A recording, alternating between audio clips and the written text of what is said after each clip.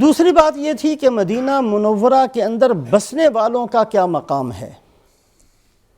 مدینہ منورہ کے اندر بسنے والے سب سے پہلے اس بات کے مصداق تو انصار ہیں۔ مدینہ منورہ اللہ پاک نے چونکہ سارے شہروں میں سب سے اعلیٰ شہر بنانا تھا، مدینہ کے بسنے والوں کے اندر اللہ نے بہت ساری خوبیاں رکھی تھیں۔ ابھی جو قرآن پاک کی آیت شریفہ پڑھی گئی، وَالَّذِينَ تَبَوَّؤُوا الدَّارَ وَالْإِيمَانَ مِن قَبْلِهِمْ، اللہ نے مدینے والوں کی 4 بڑی بڑی خصوصیتیں اور خوبیاں اس آیت شریفہ کے اندر بیان فرمائی۔ سب سے پہلی وَالَّذِينَ تَبَوَّؤُوا الدَّارَ وَالْإِيمَانَ مِن قَبْلِهِمْ، مدینے والے ایسے لوگ ہیں کہ دنیا کا ہر شہر ایسا شہر ہے کہ وہاں جا کر دین پہنچانا پڑا۔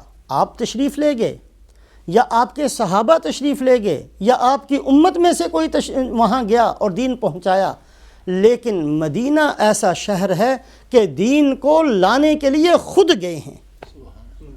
آپ صلی اللہ علیہ وسلم ابھی مکہ میں ہیں، آپ نے کوئی قاصد بھی نہیں بھیجا ہے، آپ نے کسی کو اپنی طرف سے نمائندہ بنا کر بھی نہیں بھیجا، آپ خود بھی ابھی مدینہ میں تشریف نہیں لے گئے کہ پہلے سال آئے اور مینا کے اندر جو بیعت عقبہ ہے اس میں 6 مدینہ کے رہنے والوں نے آپ صلی اللہ علیہ وسلم کے ہاتھ پر ایمان کو قبول کیا، اور پھر یہ 6 کے 6 جب مدینہ پہنچے ہیں تو کوئی گھر نہیں بچا جس میں انہوں نے جا کر آپ کے فضائل اور آپ کی خوبیاں نہ بیان کی ہوں۔ اگلا سال آیا تو ان 6 میں سے یہ بھی تھے اور ان کے ساتھ کچھ اور 12 آدمی آپ صلی اللہ علیہ وسلم کی خدمت میں مینا میں آپ سے ملے اور آپ صلی اللہ علیہ وسلم سے درخواست کی کہ اپنا کوئی نمائندہ بھیج دیجئے تاکہ ہمیں جا کر دین کی باتیں سکھائے۔ آپ صلی اللہ علیہ وسلم نے حضرت مصعب بن عمیر رضی اللہ تعالیٰ عنہ کو ساتھ بھیجا۔ تیسرا سال آیا تو 73 مرد اور 2 عورتیں، 75 آدمی آپ صلی اللہ علیہ وسلم کی خدمت میں حاضر ہوئے اور انتہائی مؤدبانہ درخواست پیش کی، یا رسول اللہ صلی اللہ علیہ وسلم آپ ہمارے ہاں تشریف لے آئیں۔ یہ وہ وقت تھا کہ آپ صلی اللہ علیہ وسلم مینا کے میدان میں جہاں مجمع بیٹھے ہوتے، ایک ایک مجمع کے پاس جا کر یہ فرمایا کرتے، تم میں سے کون ہے جو مجھے اپنے ساتھ لے جائے، میرا ساتھ دے تاکہ میں اپنے رب کا کلام پہنچا دوں۔ ایک ایک مجمع کے اندر جا کر آپ فرمایا کرتے، کوئی تیار نہیں ہو رہا تھا۔ وَالَّذِينَ تَبَوَّؤُوا الدَّارَ وَالْإِيمَانَ مِن قَبْلِهِمْ، یہ مدینہ والے ہیں، مدینہ کے بسنے والے، مدینہ کے رہنے والے خود درخواست پیش کرتے ہیں، یا رسول اللہ صلی اللہ علیہ وسلم ہمارے ساتھ تشریف لے آئیے۔ مورخین اس منظر کو بہت عجیب انداز سے لکھتے ہیں۔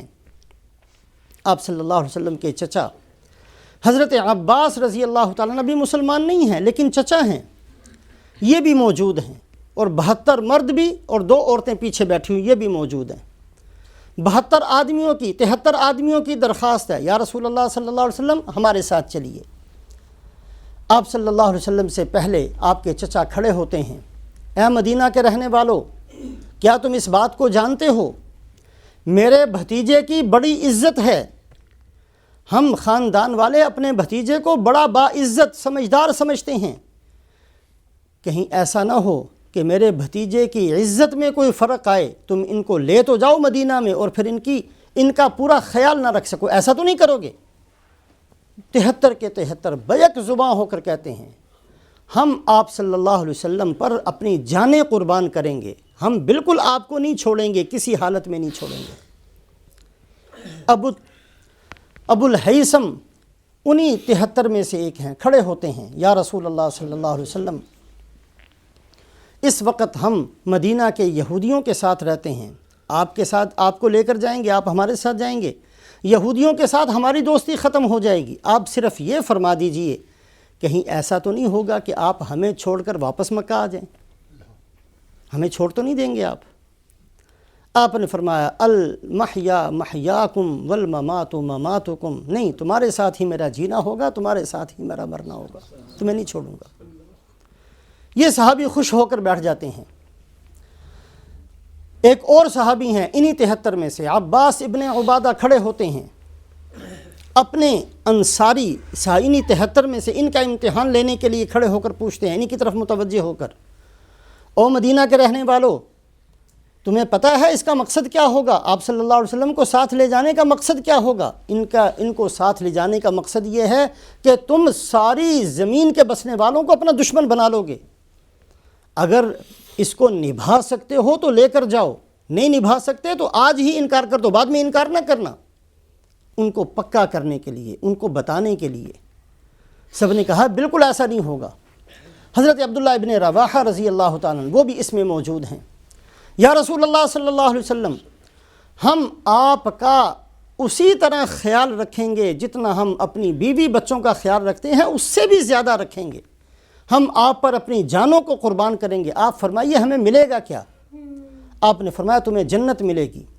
تو حضرت عبداللہ ابن رواحہ فرماتے ہیں ربح البیع لا نقیل ولا نستقیل، یہ تو بڑے نفع کی تجارت ہے، ہم کبھی بھی اس تجارت کو توڑنے والے نہیں۔ اور یا رسول اللہ صلی اللہ علیہ وسلم آپ بھی اب یہ سودا منسوخ نہ کریں، ہمیں یہ سودا منظور ہے۔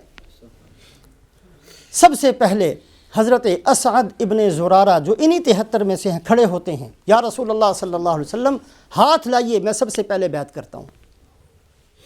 سب سے پہلے بیعت کرتے ہیں، یہی اسعد ابن زرارہ ہیں رضی اللہ تعالیٰ عنہ۔ مدینہ منورہ میں جب آپ نے ہجرت فرمائی، سب سے پہلے جنت البقیع کے اندر قبر بھی انہی کی بنی ہے۔